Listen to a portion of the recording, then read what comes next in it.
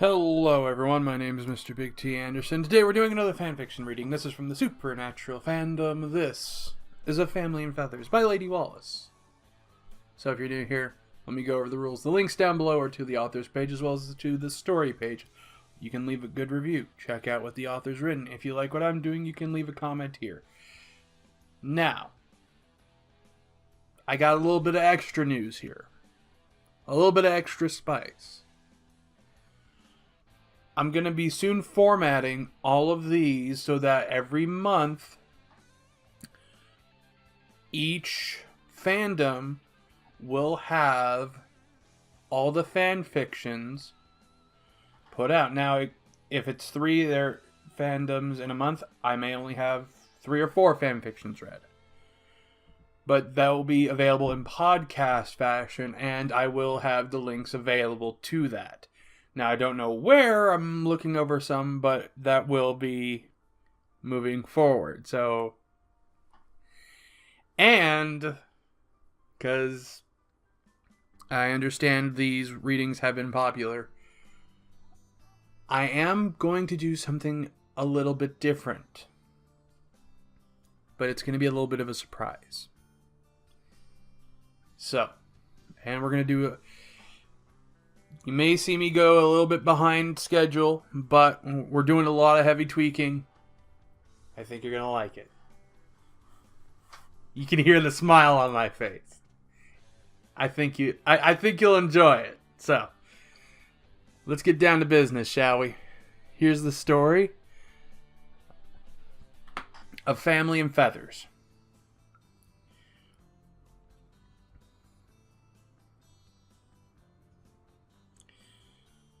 Perhaps it was because Castiel hadn't been at Jack's actual birth, or perhaps because the fact that Jack had essentially been born a full-grown young adult, he sometimes forgot the Nephilim was extremely young and knew little about how to be a human in the world, let alone how to deal with all the things that made him different from the general populace. But he soon discovered that it wasn't just coaching Jack on how to use his powers that Castiel needed to be concentrating on, but how to properly care for a Nephilim as well. He started out noticing small changes in Jack. The boy got more irritable, short-tempered when they were practicing with his powers. Also, the lack of hunger and poor sleep. Not that the boy slept much, well, not that any of them did. But Jack's sleep patterns had become even more restless, which made him in turn more irritable. And then Sam and Dean brought up the fact that there were random feathers all of a sudden floating around the bunker. What the hell's up with all the feathers? Someone have a pillow fight I don't know about? I don't know, Dean. They might have come from something in the bunker, but there definitely have been no pillow fights. Castiel reached across the table to take the feathers from Dean, frowning as he studied them. There was something familiar about them. Jack looked up from a book he was reading. I found a bunch of them in my bed, too. I don't know where they come from. He reached behind him with a scowl, scratching at his back, twisting in his chair to try and reach the spot he was obviously itching. Castiel frowned at Jack's behavior, caught his eye, and all of a sudden several more fluffy feathers appeared as if from out of nowhere.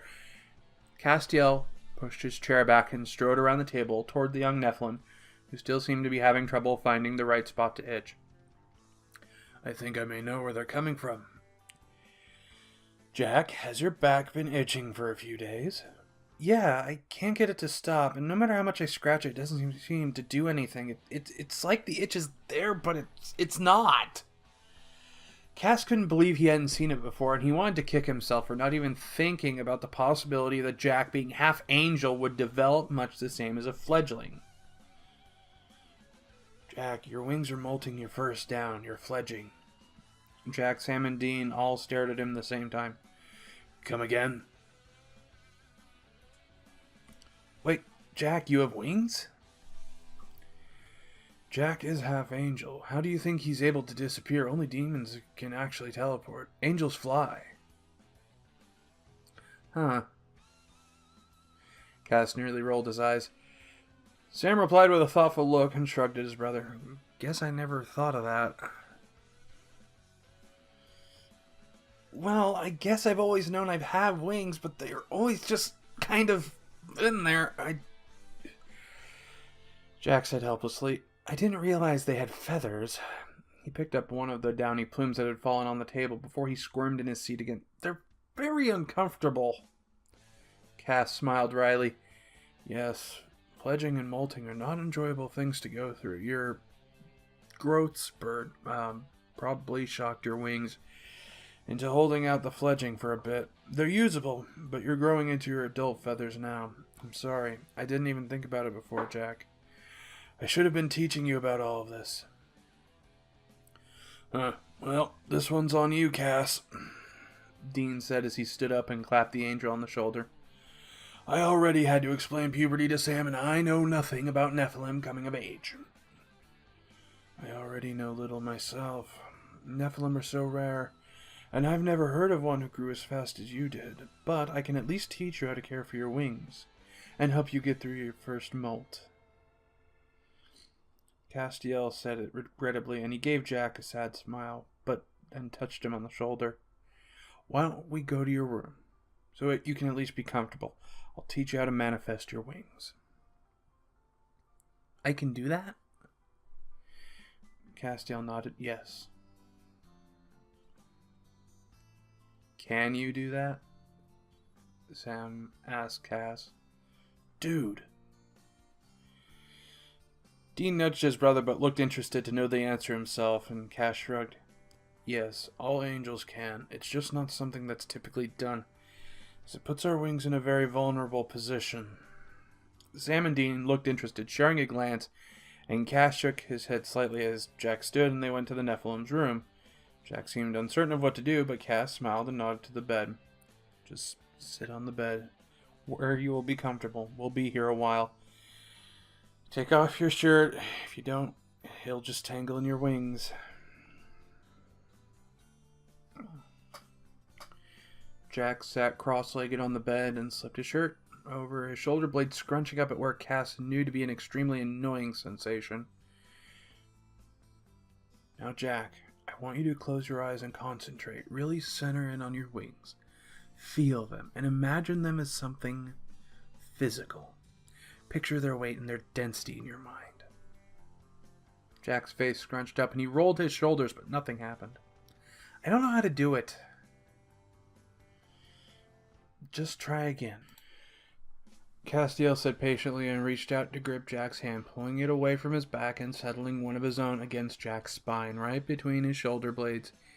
He could feel the energy signals from Jack's wings responding to his own graze. First, relax. He closed his own eyes and moved his hand slightly to one side, feeling the tendrils of Jack's ethereal right wing. The Nephilim sat up straighter, feeling the contact. You feel my hand. Good. Now concentrate on that feeling and picture your wings as flesh and bone. It took a couple seconds, but soon the energy signals were replaced with warm, soft feathers under Cass's fingers, and he barely dodged a surprised flap of Jack's wings as the Nephilim jolted in surprise at what he had done. Cass, look! I did it! He said in awe, twisting to take in the sight of his own wings. You did. Cass said with a proud smile, and Jack's wings were truly beautiful. They were a soft gold color, almost looked like honey, really. Speckled in place of a darker brown, of course. That was mostly the baby down. On the new permanent feathers that were coming in, Castiel could see the iridescent flashes of copper shooting through the plumes.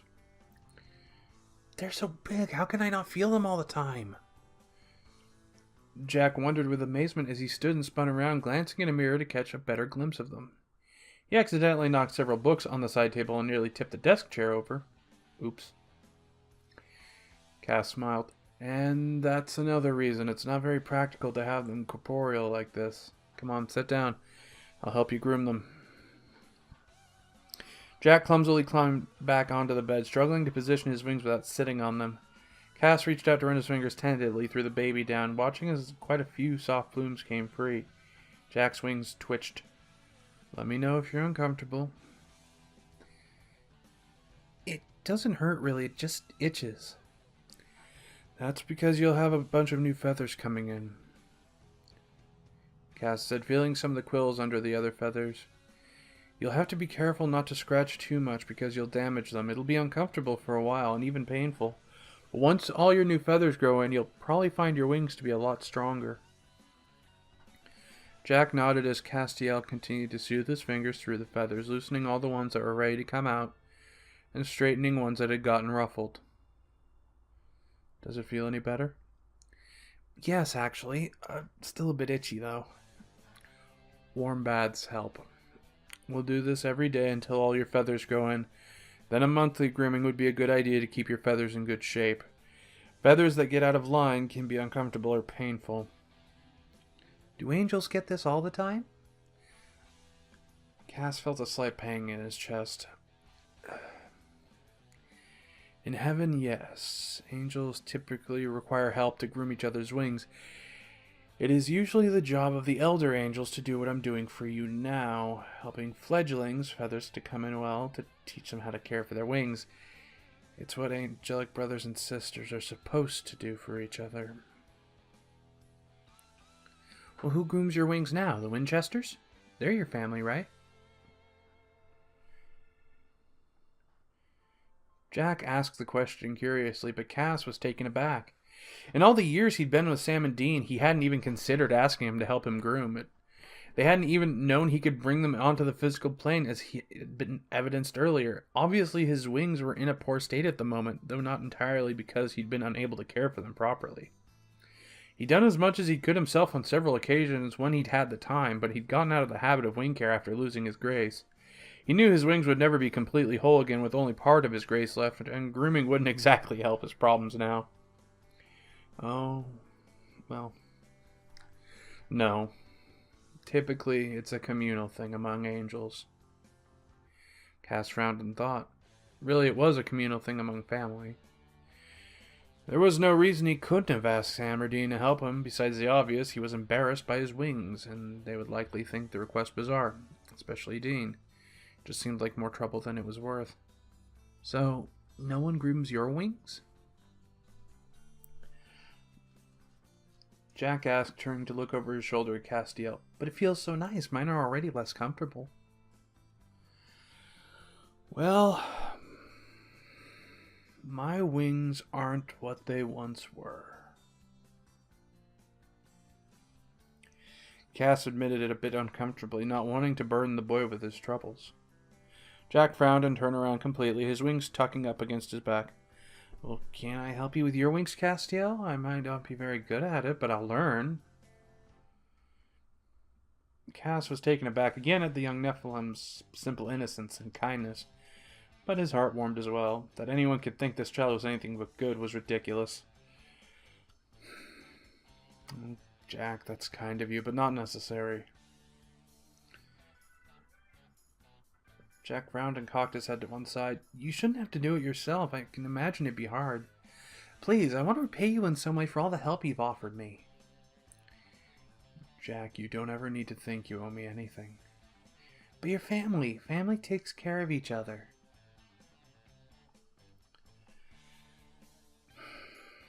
Castiel sighed, finally relented, not wanting to make the boy feel bad by refusing, even though he didn't truly want Jack to see the state of his wings any more than he wanted the Winchesters to see them.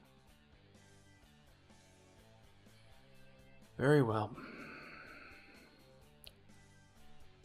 He swiftly stripped to the waist and closed his eyes. It had been a long time since he manifested his wings like this, but he reached and pulled them onto the physical plane. Ragged black plumes appeared in his periphery, and a dull ache settled in his shoulders. Reaching to the tips of his wings, he bit back a groan as they settled against his back, a mess of twisted feathers and slightly crooked bones that would never fully heal right. Not to mention the feathers that still bore the scars of hellfire. He was sure it was a pitiful sight to the young Nephilim. He heard the sharp intake of breath behind him from Jack. Castiel, do they hurt? Cass bit his lip. No, not exactly. It wasn't really a lie. He had been living with his wings like this for so long, he didn't really feel them anymore. He just pushed the pain to the back of his mind to be overtaken by more important things. What happened? When the angels fell, our wings were injured beyond repair, even mine. Because I lost most of my grace, and I am now unable to use the full range of the powers I once had. But they had been damaged before that when I went to hell twice to rescue Sam and Dean. Jack's eyes were wide as he listened to Castiel's brief explanation, and the angel hated the look of sadness, pity, and regret on his face. So that's why you can't fly. Yes. I'm sorry, Castiel. Cass smiled sadly. It's not your fault, Jack. It was my own follies that brought me my misfortunes. It's penance for everything I did wrong. I don't think you deserve it. You're a good person, Castiel. It's nice of you to say that. Castiel replied, knowing that if the boy knew all the things he had done in the past, he'd probably not be so ready to think so. May I? You can just straighten the crooked feathers if you want to. There's nothing you can do for the missing and broken ones. Though a lot of the broken ones should come out eventually. But Cass could do that some other time. However, the instant he felt Jack's gentle and slightly hesitant hands descend on his wings, fingers carting through the meager feathers, Cass could feel a charge go through his grace, connecting for a moment to Jack's essence. There was a warmth that was almost burning, traveling through his appendages and his grace, and a glow began to illuminate the room. Jack, what are you doing? Cass staggered slightly, a sudden full weight on his back, and he spun, glancing over his shoulder at the Nephilim, but his view was obscured by a copious amount of black, glossy feathers. He was in shock. His wings were whole again. Jack, what did you do? The Nephilim looked just as stunned as Castiel. I'm not sure. I just thought how much I wished I could fix your wings, and then it happened. Cass, overcome with more emotions than he could name, simply stepped forward and pulled Jack into an embrace, a painful lump in his throat. He couldn't stop smiling, though, for the first time in what seemed like millennia. His wings didn't hurt. They were whole. He could fly again. Jack, thank you. Cass whispered to the top of his head before he pulled away and flared his wings out to look at him. They didn't even bar the scars of hellfire, not that he would have minded keeping those as much, but just the thought that his wings were completely healed and whole again. It was more than he could take. Jack, would you like to go flying? Yeah. Later that night, Castiel and Jack stood on cliff face in Argentina and watched the sunset. He had taken the Nephilim all over the world to his favorite spots, the most beautiful places on earth that he had missed visiting in the years he couldn't fly. But now, because of Jack, he could. He looked at the boy, watching the golden light of the sun play across his face, and decided that finally something good came from his mistakes. Perhaps he'd finally served his penance, and this boy was his reward, or maybe something had just finally gone right in his life for once. Whatever had brought on this unexpected blessing, Cass just knew that it had been a long time since he had felt this content.